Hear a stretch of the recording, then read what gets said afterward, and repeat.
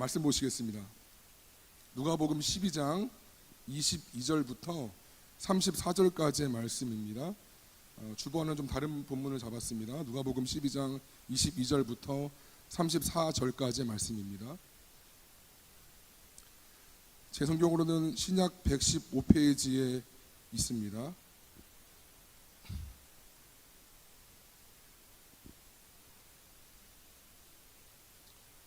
한 절씩 교독하시겠습니다. 누가복음 12장 22절부터 34절까지의 말씀입니다. 또 제자들에게 이르시되 그러므로 내가 너희에게 이르노니 너희 목숨을 위하여 무엇을 먹을까 몸을 위하여 무엇을 입을까 염려하지 말라.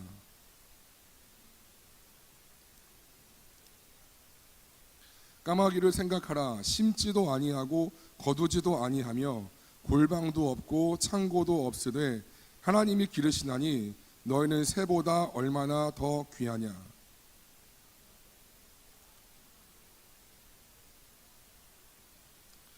그런즉 가장 작은 일도 하지 못하면서 어찌 다른 일을 염려하느냐.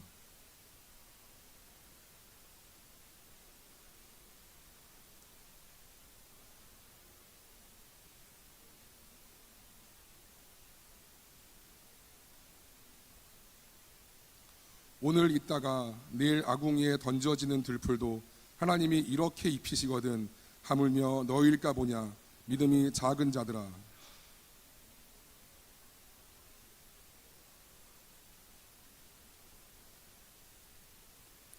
이 모든 것은 세상 백성들이 구하는 것이라 너희 아버지께서는 이런 것이 너희에게 있어야 할 것을 아시느니라.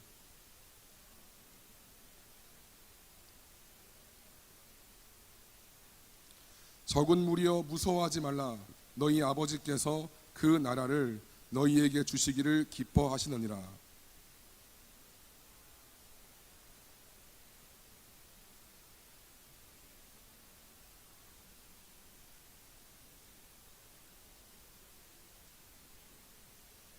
합독하시겠습니다. 너희 보물이 있는 곳에는 너희 마음도 있으리라. 아멘. 하나님의 목적에 집중하는 삶을 살라라는 제목으로 주의 말씀을 증거하겠습니다. 우리 같이 한번 인사할까요, 여러분? 잘 오셨습니다. 라고 옆에 사람들과 인사하십니다. 잘 오셨어요? 잘 오셨어요, 여러분? 잘 오셨습니다. 우리가 여러분 마지막 대예배실에서 드리는 마지막 예배예요. 물론 장소가 중요하진 않아요.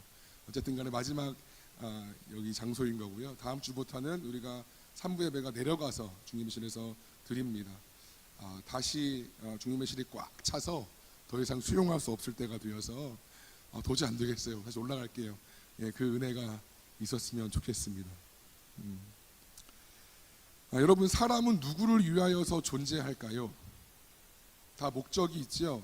이게 마이크에도 이 제 소리를 크게 해주는 목적이 있고 이 종이도 뭔가 쓰기 위한 목적이 있잖아요. 뭔가 만들어진 거는 지어진 거는 목적이 있죠. 그럼 사람도 하나님에 의하여서 지어진 것이라면 목적이 있겠죠. 그러면 사람을 위하여 지어졌을까요? 하나님을 위하여 지어졌을까요? 너무 뻔한 질문인가요? 개신교의 전통적인 신앙 고백서 중에 하나인 영국의 웨스터민스터 소요리 문답은 이렇게 시작합니다. 같이 읽죠, 여러분. 시작.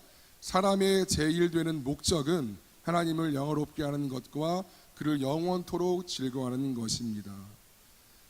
이사야 말씀은 또 이렇게 이야기를 해요. 내 이름으로 불리는 모든 자, 곧 내가 내 영광을 위하여 창조한 자를 오게 하라. 그를 내가 지었고 그를 내가 만들었느니라.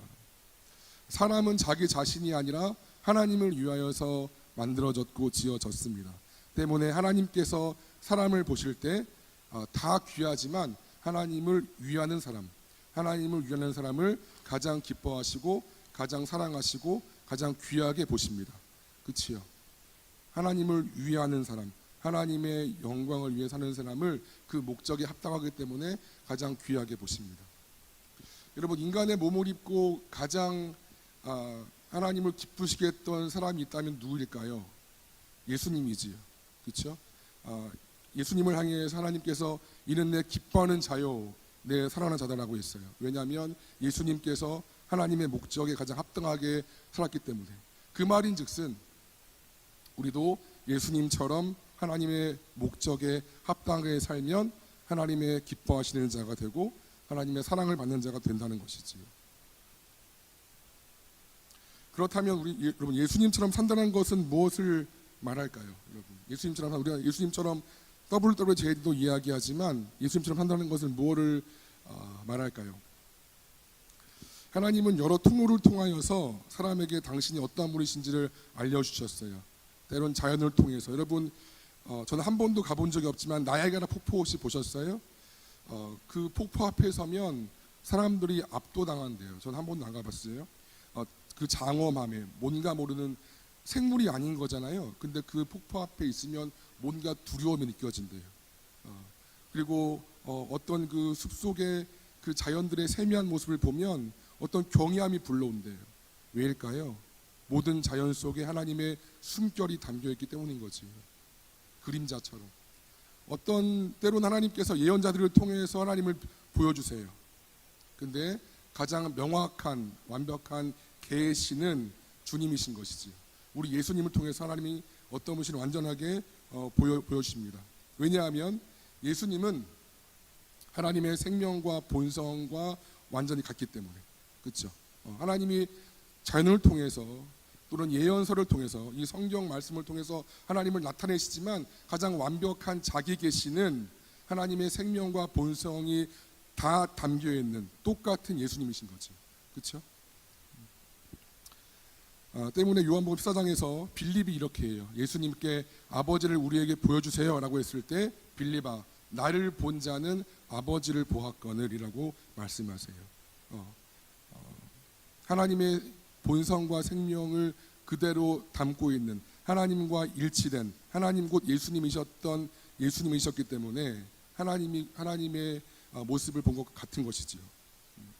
예수님은 하나님을 온전히 드러내신 그 자체였습니다. 여기서 우리는 인간을 향하신 하나님의 영원하시고 유일한 목적을 파악할 수 있어요. 중요해요. 우리가 사람 됨의 목적이 중요한 거잖아요. 내가 왜 사냐는 건 곧 목적인 거잖아요. 많은 철학, 인류의 많은 역사들이 어디서 오고 어디로 살고 왜 살고를 많이 고민했잖아요. 중요한 거예요. 왜? 사람들의 목적이 무엇인지가 나와야 내 갈 길이 보이기 때문에. 하나님의 영원하시고 유일하신 사람의 목적은 하나님께서 사람 안으로 들어오셔서 사람이 하나님과 연합되고 하나님과 하나 되는 것입니다. 나오네요. 예수님처럼 한다는 것, 하나님과 일치된 삶인 거예요.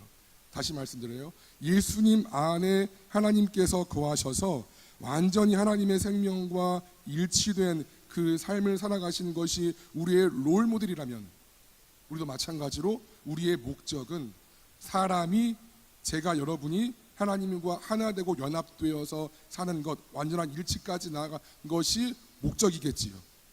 그렇죠?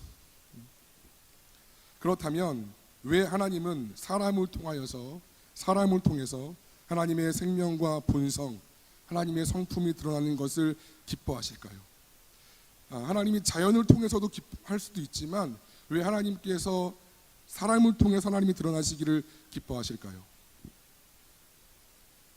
하나님이 정말로 기뻐하시고 만족하시는 것은 하나님 자신입니다. 그렇기 때문에 그래요. 좀 어려울 수 있어요. 하나님은 하나님 자신보다, 여러분 생각해 보세요. 하나님 자신보다 더 하나님을 만족시킬 것이 있을까요? 하나님보다 더 완벽한 것이 있을까요? 온 우주와 온 존재를 통틀어서 하나님보다 더 아름답고 하나님보다 더 거룩하고 하나님보다 더 완전한 것이 있을까요? 없지요. 때문에 하나님은 하나님을 보기를 기뻐하시는 거예요. 하나님은 자신을 볼 때 너무 기뻐하세요. 제가 제 자녀에게서 어떤 저의 좋은 점이 있다면 그것들을 보면 참 기쁘겠죠. 얘가 나의 어떤 성실함, 나의 어떤 부지런함을 똑같이 닮았네? 기쁜 거예요. 반면에 내 아이가 나의 어떤 조금 부족한 것들을 닮으면 마음 아프잖아요. 근데 하나님은 그렇죠. 하나님은 다 완벽하잖아요. 어떤 사랑이건 지혜건 지식이건 그 모든 것은 다 아름답고 가장 최고잖아요. 때문에 하나님은 그 존재에서 특별히 사람들에게서 하나님 보기를 기뻐하시는 거예요. 이해되시죠? 예를 들어서 여러분 하나 예를 들어볼게요. 만약에 우리 중에서 세상에서 우리 중에서 가장 최고의 미인과 미남이 있다고 생각해봅시다. 성격도 진짜 좋아. 그러면 그 사람이 다른 사람을 볼 때 만족할까요? 나를 볼 때 만족할까요? 뭐 말이 안 되는 전제지만 가장 세상에서 최고로 미남이고 미인이고 성격도 좋고 다 좋아요. 그럼 그 사람이 나를 볼 때 만족해요? 타인을 볼 때 만족해요? 나인 거잖아요. 같은 이치인 거예요. 하나님께서 하나님을 보실 때 가장 기뻐하시고 만족스러우신 거예요. 존 폴 팔가 쓴 하나님의 영광을 위한 하나님의 열심이란 그런 책이 있어요. 표지 보이나요? 네. 이 책을 여러분 지금 표지가 이게 옛날 표지인지 모르겠어요. 한번 읽어보세요. 조나단 에드워즈나 탄생기념을 쓴 책인데 굉장히 훌륭한 책입니다. 한번 읽어보시면 좋겠어요. 이 책에서 존 팔 목사님 이렇게 얘기를 해요. 모든 존재는 하나님의 영광을 위해 지었다고 할 때 하나님이 이기적인 분이 아닌가라고 할 수 있다. 모든 것이 하나님만을 위한다고 하니까 하나님이 이기적인 것이 아니라고 말하는 것에 대해서 하나님의 성향은 하나님보다 더 아름답고 더 뛰어난 존재가 있으면 하나님은 그것을 더 기뻐하시고 그것이 더 확장되기를 원한다고 그렇게 써 있어요. 만약에 하나님보다 더 뛰어나고 하나님보다 더 완전한 존재가 있으면 하나님도 본인이 아니죠. 자신이 아니라 그걸 더 기뻐하신다는 거예요. 근데 그런 존재가 없잖아요. 그렇잖아요. 때문에 하나님은 하나님을 기뻐한다는 게 이기적인 것이 아니라는 거죠. 이해되죠? 때문에 하나님은 하나님 자신으로 인해서 가장 기뻐하시고 가장 만족하십니다. 하나님을 기쁘시게 하고 만족하게 하시는 것이 하나님 자신이기 때문에 사람 안에 내주하셔서 하나님의 생명과 본성, 성품을 드러내심으로 사람을 통해 하나님을 보고 싶어 하시는 것입니다. 하나님이 가장 아름답기 때문에 저와 하나님, 우리와 하나님이 일치되어서 우리를 통해서 우리 교회를 통해서 하나님을 보고 싶어 하는 이게 사람의 목적이라는 거예요. 성경은 아들의 형상을 본받게 하기 위해서 우리를 미리 정했다고 말씀하십니다. 예수님을 본받게 하기 위해서 미리 정했대요. 때문에 하나님은 우리가 그렇게 예수님을 닮기를, 그렇게 예수님처럼 살기를, 예수님처럼 하나님을 드러내기를 원하신다는 것입니다. 이것이 목적이에요. 삶의 목적이라는 거예요. 하나님 가장 아름다우신, 가장 어떻게 말로 표현이 안 되네요. 가장 좋으신 하나님과 내가 연합되어서 예수님처럼 하나님을 반사하는 것, 하나님을 드러내는 것이 우리 인간됨의 목적이라는 거예요. 그렇게 사는 게 맞다는 거예요. 이해되시죠? 이것은 우리가 그리스도인으로서 한평생 살아야 되는 사명이기도 합니다. 우리가 살고 있는 세상의 모든 삼라만상 모든 존재 중에서 영이신 하나님과 생명과 본성을 나타낼 수 있는 존재는 사람뿐이에요. 여러분 얼마나 위대해요, 여러분. 그렇게 음란하고 그렇게 육적인 것에 질퍽거리고 그런 게 아니라는 거예요. 사람은 하나님, 사람만이 유일하게 영이신 하나님과 일치할 수 있어요. 그렇게 지어졌어요. 그렇게 위대한 거예요. 원래 사람됨은 죄가 들어와서 그걸 다 부서뜨려서 엉망진창으로 만들어서 질퍽한 그 육의 냄새를 풍기게 했지만 원래는 그 모든 존재 중에 이 온유의 모든 것 중에 아무것도 없어. 유독 사람만이 하나님과 연합할 수 있다는 것입니다. 사람으로서 이러한 사명을 알아야 이게 사명이죠. 이 땅에서 사람답게 살 수 있는 것입니다. 하나님이 나를 세상에 보내신 그 목적에 살 수 있지요. 지금까지 얘기한 게 하나님의 우리를 향하신 목적이에요. 그럼 목적이 있으면 또 어떤 게 있죠? 수단이 있지요. 가장 아름다우신 하나님의 그 생명과 본성을 우리가 예수님처럼 연합되어서 하나님을 드러내는 삶을 사는 것이 우리 삶의 목적이라면 그 수단은 무엇일까요? 여러분 보세요. 창세기 1장을 보면 하나님이 천지를 창조하셨어요. 근데 뭐가 제일 귀하지요? 그 땅도 지었고 뭐 빛도 지었고 다 지었잖아요, 하나님이. 근데 뭐가 제일 중요해요? 사람이지요. 그렇잖아요. 그럼 사람을 제일 먼저 지어야지 왜 제일 뒤에 지었을까요? 우리가 제일 중요한 걸 제일 먼저 짓잖아요. 제일 첫 번째로 내 첫 작품이니까. 근데 그게 아니라 딴 거 다 지어놓고 사람을 지었다는 거예요. 제일 중요하다면서요. 왜요? 사람을 생존케 하기 위해서죠. 사람을 살게 하기 위해서 그 공기도 지으시고 거주할 땅도 지으시고, 그리고 사람은 짜잔 하고 나타나니까 그 모든 걸 그냥 누리면 돼요. 그 안에서. 그렇죠? 때문에 사람은 하나님에 의해서 창조되자마자 하나님께서 예비하신 모든 것을 누렸지요. 거주할 땅이 있었고, 호흡할 수 있는 공기가 있었고, 먹을 수 있는 음식물이 있었습니다. 하나님은 사람이 생존하는 데 필요한 이 모든 것을 창조하시고 예비했어요, 분명히. 그런데 중요한 거예요. 이것은 하나님께서 사람에게서 이루고자 했던 하나의 목적이 아니라는 것을 기억하세요. 중요해요. 하나님이 땅도 지었어요. 그 수많은 과일도 지었어요. 그냥 먹으면 돼요. 그냥 다 누리면 돼요. 다 이미 있는 거예요. 근데 이것이 목적이 아님을 기억하셔야 돼요. 하나님은 사람에게 두 가지 방면으로 은혜를 주세요. 내적인 은혜와 외적인 거예요. 이거 중요한 겁니다. 하나님께서 두 가지 은혜를 주세요. 둘 다 은혜긴 은혜예요. 왜? 우리가 한 게 없으니까. 하나님은 주신 거예요. 두 가지 은혜, 외적인 은혜, 내적인 은혜. 외적인 거는 하나님의 수단과 연결되어 있어요. 하나님의 수단과 연결되어 있는 외적인 은혜는 사람이 생존할 수 있도록 하나님께서 사람에게 주시고 예외 주신 그런 물질적인 것들이에요. 여러분, 아담이 에덴에서 누린 것들은 다 은혜지요. 근데 외적인 거예요. 공기, 햇빛, 과일, 그 모든 것들은 다 생존케 할 수 있는 수단적인 것들이고 환경적인 것들이고 물질적인 것이에요. 사람이라는 존재, 그 목적을 살게 하기 위한 외적인 거라는 거예요. 그렇죠?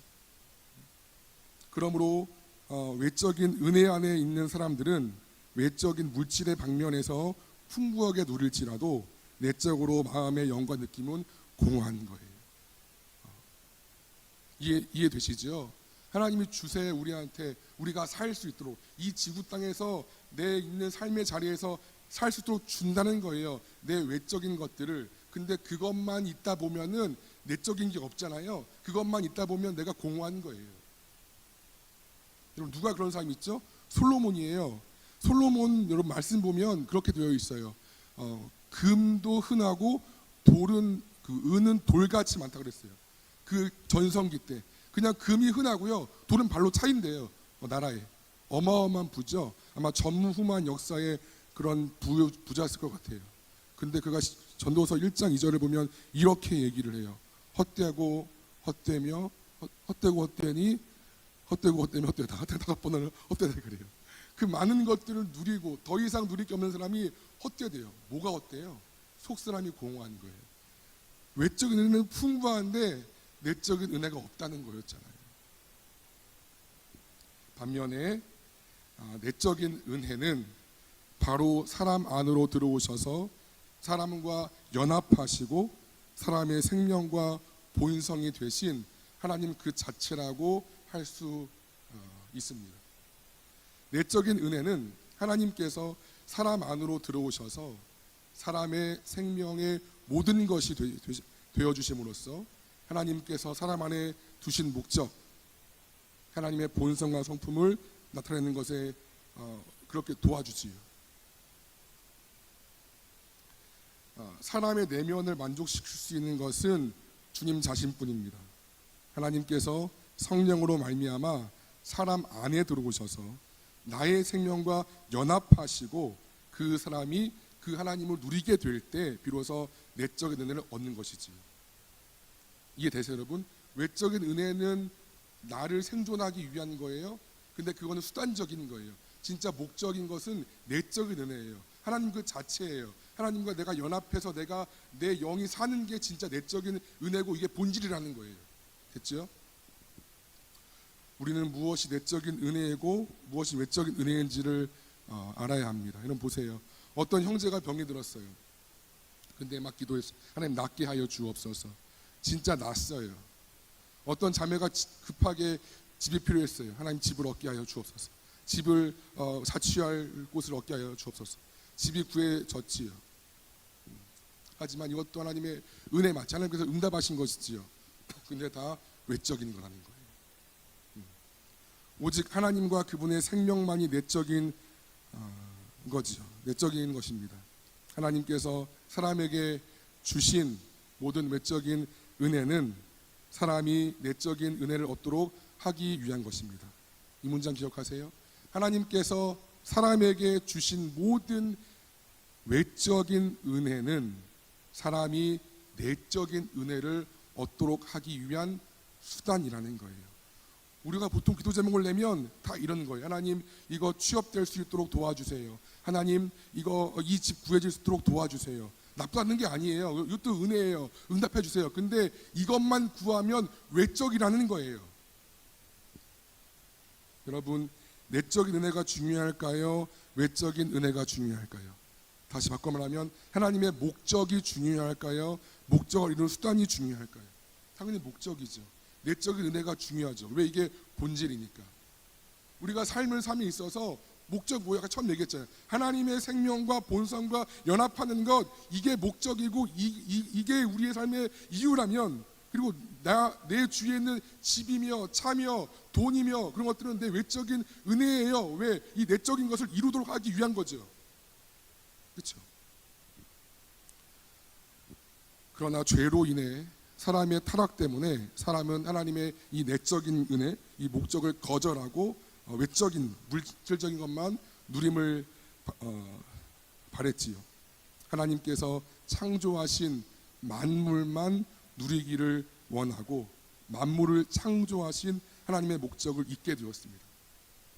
죄가 들어오니까요, 만물은 좋아. 우와, 이 과일 좋아. 우와, 이 돈 좋아. 우와, 이거 다 좋아. 이 만물은 원해. 근데 죄가 들어오니까요, 이 수단적인 것들은 원해. 근데 목적을 모르는 거예요. 이것들이 나에게 돈 주신 이유, 나한테 가정 주신 이유, 나한테 이거 주신 이유, 이 수단 주신 이유는 모르는 거예요. 죄 때문에. 그래서 주님은 오늘 본문 보세요. 33절을 보세요.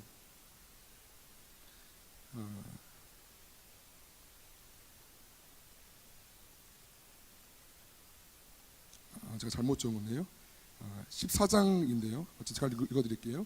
이와 같이 너희 중에 누구든지 자기의 모든 소유를 버리지 아니하면 능히 내 제자가 되지 못하리라. 이 말씀 따라서 내 모든 소유를 버려야 되나? 그런 것보다도요, 내 소유로, 즉 내 시선이 외적인 은혜에만 가 있는 그 시선을 버리지 못하면 그리스도의 제자가 될 수 없다고 말씀하시는 거예요. 오늘 본문을 보시면 주께서 제자들에게 너희 목숨을 위하여 무엇을 먹을까, 몸을 위하여 무엇을 입을까 염려하지 말라라 했죠. 목숨이 더 중요하다 했어요. 음식보다. 그렇죠? 여기서 목숨과 몸은 내적인 거예요. 하나님의 내주하심이에요. 그리고 먹고 마시는 거는 그 이를 위한 생존적인 것이죠. 주님은 실생활에서 흔히 볼 수 있는 까마귀와 백합화의 예를 드시면서 오늘 있다가 아궁이에 던져지는 들풀, 오늘 있다가 그냥 툭 밟혀가지고 뽑혀가지고 아궁이에 던져지는 들풀도 하나님이 이렇게 입히시는데 하물며 너일까 보냐라고 책망하세요.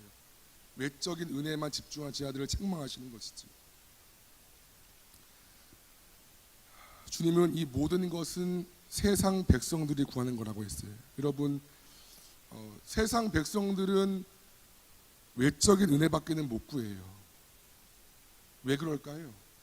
내적인 은혜가 하나님의 생명과 연합하는 것이 본질인데 그 은혜를 못 구하는 거예요. 왜요? 뻔하죠. 하나님이 없기 때문에. 하나님이 없잖아요. 왜? 그 사람들은 하나님이 없어요. 내적인 은혜가 있을 수가 없다는 거잖아요. 하나님의 생명과 본성 연합할 수가 없어요. 그래서 뭘 찾아요? 그냥 수단적인 것만. 내 커리어 막 쌓는 것. 뭐 물질 막 쌓는 것. 내 그냥 가정 건강한 것. 나쁘다는 게 아니라 목적은 잃어버리고 수단밖에는 못 구하는 거예요. 왜? 하나님이 없기 때문에. 그러나 많은 그리스도인 또한 스스로 그리스도인, 무슨 말이에요? 그리스도인 무슨 말이에요?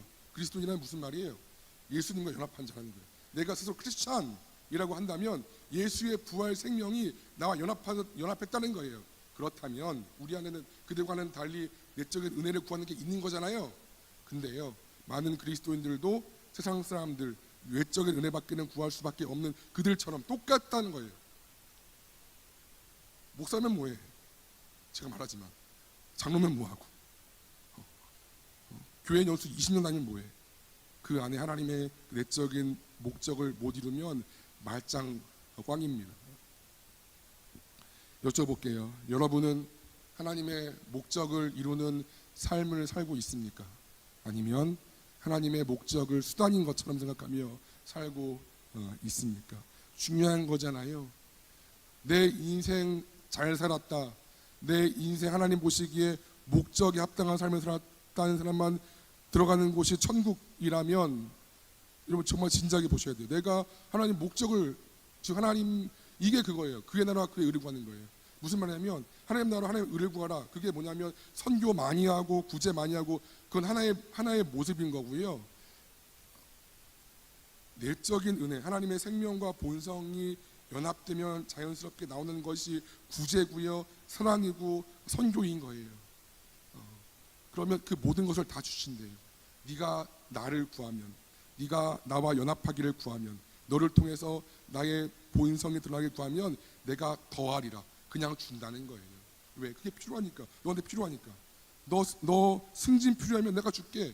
너 필요하면 내가 줄게. 근데 그거 구하지 말고, 그거 내가 너 있어야 할 거 다 알아. 너한테 필요한 거 다 알아. 왜? 내가 아담한테 빚도 주고 공기도 주고 다 줬잖아. 아담이 안 구했어도 다 줬잖아. 뭘 구해? 나를 구라는 거예요. 나를. 그럼 내가 다 준다는 거예요. 그게 너희는 먼저 그의 나라와 그의 의를 구하라. 그럼 이 모든 것을 다 준다. 그 말씀인 줄로 믿습니다. 20, 30대 많은 것들을 결정하고 준비해야 되는 시기입니다. 학업, 진로, 취업, 결혼, 가정, 자녀, 재정, 사회적 안정.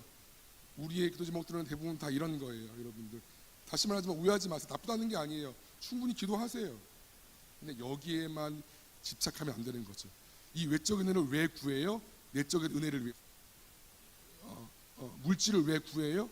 내가 내 직장을 왜 구해요? 그것만 머무는 게 아니라 그게 응답되면, 다시 말해서 내가 생존 조건이 완비되면 그거에 감사 플러스 다음 걸 구해야죠. 뭐? 하나님과 연합하는 거.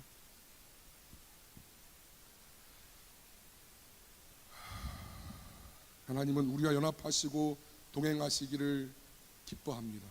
하지만 우리가 그분의 목적을 상실할 때 우리는 세상 사람들처럼 똑같이, 하나님이 없는 그들과 똑같이 그저 수단에만 머무르는 삶을 살게 되어진다는 것입니다.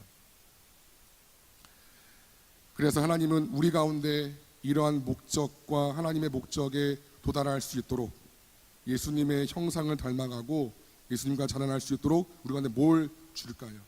우리가 계속 다른 곳에 거하니까, 우리가 수단적인 것에 구하니까 뭘 주세요? 환난을 주세요. 고난을 주세요. 잘 못 보니까. 내가 뜻하는 대로 내 삶이 가지 않을 수도 있지요. 내 계획대로 안 풀리는 거예요. 여러분 돌아보세요. 여러분의 계획대로 삶이 풀린 적이 있을까요? 많지 않을 거라고 생각이 들어요. 저 또한 마찬가지입니다. 하나님이 우리의 삶이 구비구비마다 하나님이 끌어가시는데, 나는 당장 내가 응답되기를 원해요. 당장 내가 이 어려움이 극복되기를 원하는 게 우리잖아요. 근데 하나님 그걸 안 허락하신다는 거예요. 왜냐하면 그게 목적이 아니기 때문에. 그건 내 편함인 거고 내가 좋은 거잖아요. 내가 지금 힘드니까 빨리 이걸 없애주세요. 내가 어려우니까 빨리 통과할 수 있도록, 이거잖아요. 근데 하나님의 목적은 그게 아니라 네가 어떤 환경에 거하든지, 물론 힘들고 어렵지만 네가 어디에 있든지 하나님과 연합하는 것, 이게 목적이에요. 만약에 이 문제가 없는 것보다 있는 게 하나님의 내적인 은혜를 더 구하는 것이라면 하나님 문제를 안 없어주시겠죠. 그렇잖아요. 우리 입장에서는 빨리 이 문제가 사라져, 이게 할렐루야 기도 응답이네, 이게 은혜라고 하지만 하나님의 더 큰 목적을 보면 이 문제가 있어야 내가 하나님을 찾고 하나님의 본성을 연합하려고 애쓰기 때문에 이 문제가 있는 게 맞다는 거죠. 바울은 빌립보에서 이렇게 이야기를 했어요. 빌립보서 말씀 보여주세요. 같이 읽죠, 여러분. 시작. 내가 궁핍함으로 말하는 것이 아니니라. 어떠한 형편이든지 나는 자족하기를 배웠노니 나는 비천에 처할 줄도 알고 풍부에 처할 줄도 알아. 모든 일 곧 배부름과 배고픔과 풍부와 궁핍에도 처할 줄 아는 일체의 비결을 배웠노라. 내게 능력 주신 자 안에서 내가 모든 것을 할 수 있느니라. 바울은 어떤 처지나 어떤 상태에서도 이를 통하여 더 많이 주님을 의지하고 어떤 환경과 내가 배 부를 때나 배 고플 때나 가질 때나 없을 때나 어떠한 모든 삶의 환경에서도 불평하지 않았어요. 때는 뭐 구할 수도 있겠죠. 그러나 그 모든 환경에서 하나님을 아는 일체의 비결을 배웠다고 그렇게 말씀합니다. 우리도 그러면 좋겠어요. 내가 어디에 있든지 하나님 나를 어디다 갖다 두시든지 당장 그 자리가 없어지기를 기도하는 것도 물론 다시 얘기해요. 나쁘다는 게 아니에요. 근데 더 우리가 좀 깨어있는 더 성숙한 기독교인이라면 하나님 이걸 통해서 저에게 뭘 말씀하실까요? 하나님 이 어려운 환난을 통해서 내가 뭐를 하나님 내적인 은혜 하나님의 본성과 연합하는 것에 있어서 좀 방해되는 것들 어떤 것들을 제거하기를 바라실까요? 이렇게 구할 수 있는 성숙함이 있기를 바랍니다.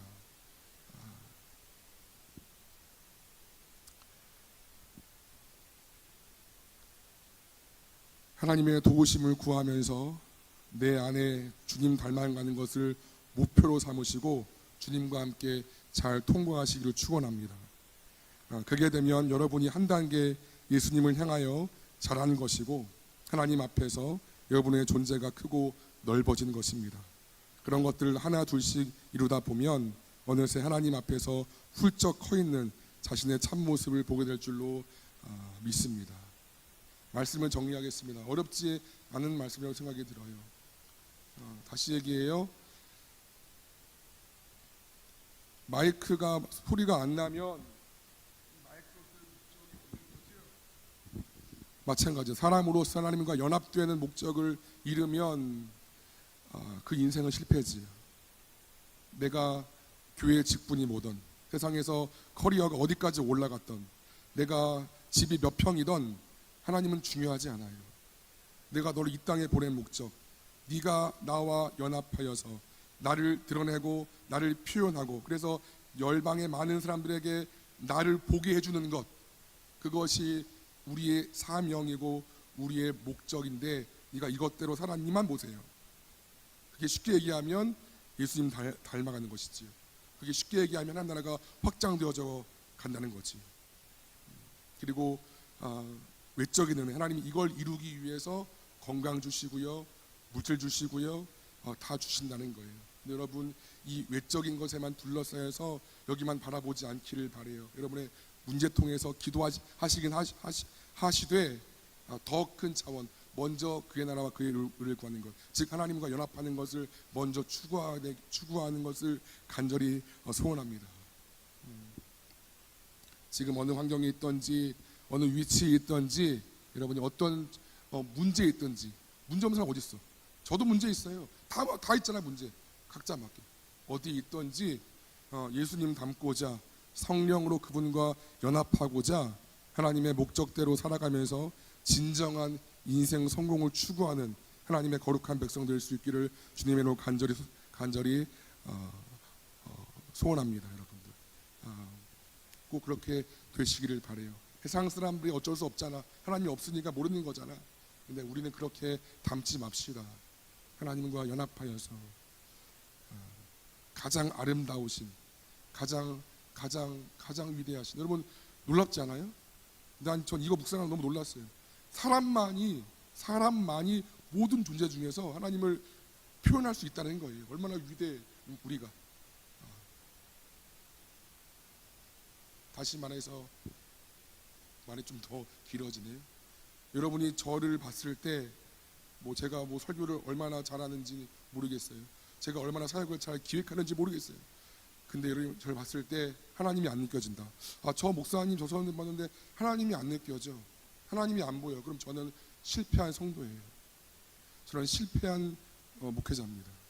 마찬가지로 여러분도 교회 다니잖아요. 다 예수 믿잖아요. 근데 여러분의 주위의 사람들이 널 봤는데 하나님이 안 느껴져.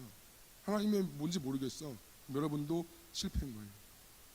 교회를 볼까요? 우리 교회가 아름답죠? 이 노아의 방주처럼. 근데 더 크게 건물을 짓고 더 교회 사업을 많이 한다 그래도 세상사람들이 봤을 때 이 교회를 갔는데 하나님이 안 느껴져. 하나님이 안 보여. 그럼 우리 교회는 잘못된 거지. 그럼 세상 사람도 더 멋지게 연설할 수 있고요. 세상 조직도 더 기획할 수 있고요. 알잖아요, 여러분. 세상 건물도 더 멋지게 올라갈 똑같아요. 다른 게 뭔데? 하나님이 있고 없냐는 거잖아요. 저도 여러분도 우리 교회도 한국의 교회도 열방의 교회도 하나님의 본성과 연합해서 하나님을 드러낼 수 있기를 간절히 기도합니다. 그 은혜가 있기를 간절히 축원해요. 이것이 사람됨의 목적이에요. 정말 중요한 말씀이에요, 여러분들. 나머지는 다 덤으로 주실 거예요. 여러분, 아직 인생 첫 출발인 거잖아요. 미리부터 그 수단에 목매지 말고 목적에 집중해서 덤으로 얻고 나아갈 수 있기를 간절히 축원합니다. 아멘.